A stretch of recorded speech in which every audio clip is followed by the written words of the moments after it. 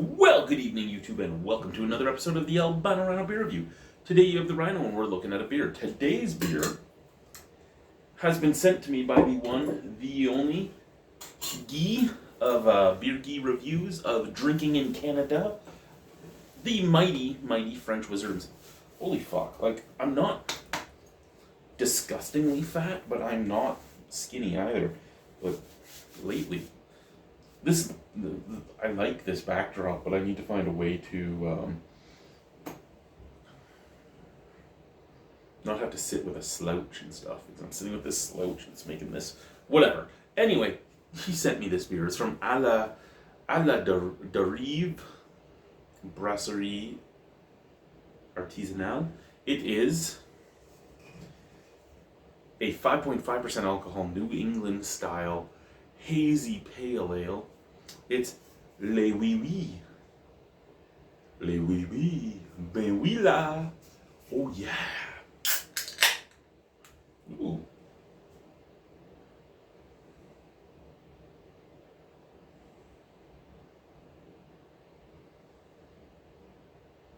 Orange, passion fruit, and kumquat.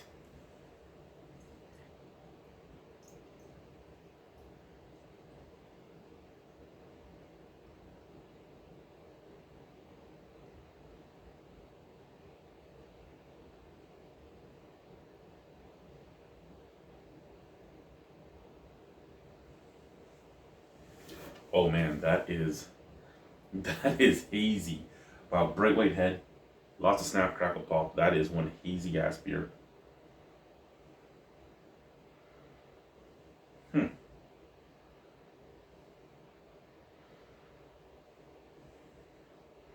Orange, passion fruit, a little bit of pine, a little bit of grapefruit, lots of rind, lots of like peel in there. Les Wiwis. See if we can figure out anything it says. Les Wiwis sont un peuple de petits farceurs qui vivent sur les periques de êtres humains, ni changés par toi de être pour vivre de nouvelles expériences. So it's for a new experience. Ces peuples aux couleurs multiples célèbrent la difference. So people celebrating differences. I mean, cultural and inclusion. Nous avons décidé à brasser une pale ale généreusement houblon avec de citra à la Azaka afin de rendre hommage à ces êtres faceaux sans de variable montre à la table. Okay, so lots of hops, lots of citra, lots of Azaka. As orge, blé, avoine, so oatmeal, malt. Blé is wheat. 100% Quebecois, so 100% Quebec. So again, I do massacre when I speak it. I do get the gist of what it's saying. Again, was working towards a bilingual certificate at one point. The time I look at you with this look is when anytime I talk to somebody from Quebec and they're talking French to me, it's almost as fast as, well, it's faster than my English. It's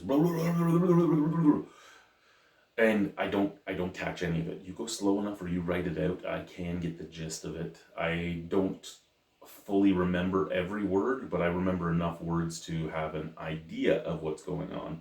So anyway, cheers. Let's try it. Visually appealing. Yeah, if you're looking for a New Zealand or a New England, if you're looking for a hazy IPA of any type, you can't say that don't look good. Scent worries me a little bit. It does smell a little more bitter than I'd like, but it smells pretty good. I mean, Azaka hops I really do like. I can be a fan of Citra, but at the same time, I'm like, they're kind of an old hop. If I was making this, inclusive celebration beer, I don't know if I'd go for Citra. But hey, whatevs. Cheers. maybe Matuk and Nelson Sauvin or something, and that smelled a lot more bitter than it tastes. Very full bodied, but you'd kind of expect that with a look like that.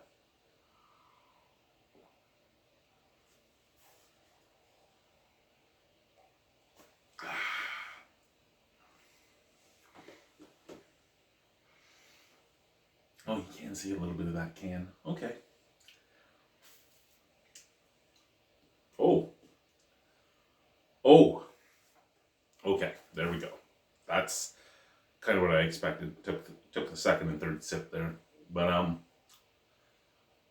orange, pineapple, grapefruit, and a minty bubblegum flavor, almost like O-Pee-Chee hockey cards. The little stick of mouth destroying pink gum that would come in the O-Pee-Chee cards, and your O-Pee-Chee cards would have that fucking dust all over them and everything. How did O-Pee-Chee ever? Is there any O-Pee-Chee cards that are worth anything? Because I would think those packets with that dust to keep the thing, basically almost like when you flour something to roll it and all that. It almost like that dust must not have treated some cards well. It was to keep the gum from sticking to the cards. And then a minty flavor as well.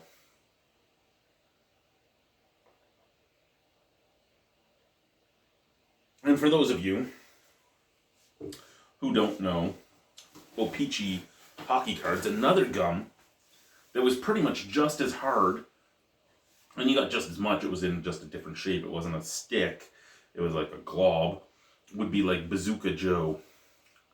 It's got that Bazooka Joe flavor behind all the fruitiness and a tiny bit of mintiness. And I didn't get it on the first few sips. Oh, excuse me. Now we do have it up on Untapped. What do we have here? None of my friends have drank it. It has 631 unique tap-ins for a 4.03 out of 5. Pale Ale avec généreusement houblon de Citra et Azaka. Just seeing if anyone has anything spoken in English going on. A 5.5% pale ale that is tasty and has a body somewhat creamy with mango, grapefruit, and tangerine flavors. Very good. I don't get mango or tangerine, but I will agree it is a very good beer. They gave it a 4.25 out of 5. I won't give it that high, but I agree it is a very good beer. Well, excellent first impression on the gorgeous day, and that was October 19th from Brit, and she was right at the brewery. Now this is the thing, right? Because this brew pub is in Gatineau, which is right across a bridge from Ottawa, you often will get a lot of English tap-ins and stuff. So if you don't want to try and use your brain to translate, you can get a lot of information out of it. And yeah, this is not a bad beer. It's my first impression of IPAs from them.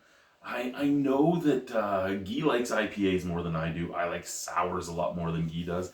He did send me one sour. A lot of the beers he sent me from them were pale ales, which really does worry me because, again, I'm not a pale ale guy. However, I cannot deny that this is a good pale ale. It really is a solid pale ale. If you're a pale ale fan, right up your alley. If you're not a pale ale fan, like myself, it may still be up your alley. I can't guarantee it will, but it may be.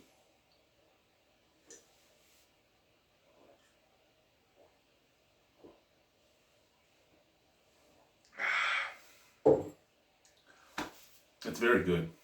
Out of 10 on that, I'll give it a 7.75. It's a solid beer. I would buy that myself. Thank you, Guy. Thank you, everybody, for watching. Bye-bye.